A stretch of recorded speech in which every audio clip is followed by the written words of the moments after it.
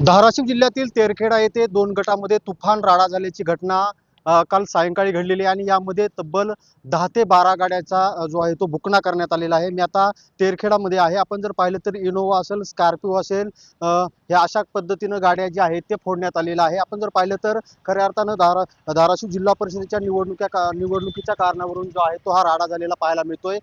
यामध्ये मोठ्या प्रमाणावर दगडफेक देखील करण्यात आलेली आहे। दोन गटाकडून मोठा राडा जो आहे तो या ठिकाणी झालेला आपल्याला पाहायला मिळतोय। हे आपण जर पाहिलं तर स्कॉर्पिओ गाडी आणि पूर्णपणे ही स्कॉर्पिओ गाडी जी आहे ती फोडण्यात आलेली आहे। अशा पद्धतीचे दगड देखील आपण या ठिकाणी खाली पाहू शकतो। त्यामध्ये जर आपण पाहिलं तर दोन्ही गटातील जे कार्यकर्ते आहेत त्यांच्या विरोधात आता पोलिसांनी गुन्हे देखील दाखल केलेले आपल्याला पाहायला मिळतात। जवळपास या गावामध्ये कालपासून पूर्ण शांतता या ठिकाणी पाहायला मिळते। बंदूकधारी पोलीस जे आहेत ते पूर्ण गावामध्ये तैनात करण्यात आलेले आहेत आणि एकंदरीत कायदा आणि सुव्यवस्था राखण्यासाठी जे आहे ते पोलीस देखील तैनात आहेत।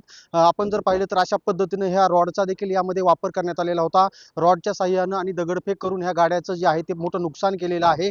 जिल्हा परिषद निवडणुकीच्या कारणावरून जे आहे तो राडा झाल्याची प्राथमिक माहिती आपल्याला या ठिकाणी मिळते। आपण जर पाहिलं तर या राड्यामध्ये जवळपास 45 जणांविरोधात येरमाळा पोलिसांनी आता गुन्हे देखील दाखल केलेले आहेत। गावात पूर्ण शांतता आहे। पोलीस बंदोबस्त मोठा तैनात केलेला आहे। अशा पद्धतीनेच आपण जर पाहिलं तर हा राडा येथून पुढे देखील हा राडा होऊ नये यासाठी आता पोलीस बंदोबस्त मोठ्या प्रमाणावर या ठिकाणी तैनात केलेला आपल्याला पाहायला मिळतोय। बालाजी सुरवसे, साम टीव्ही, तेरखेडा, धाराशिव।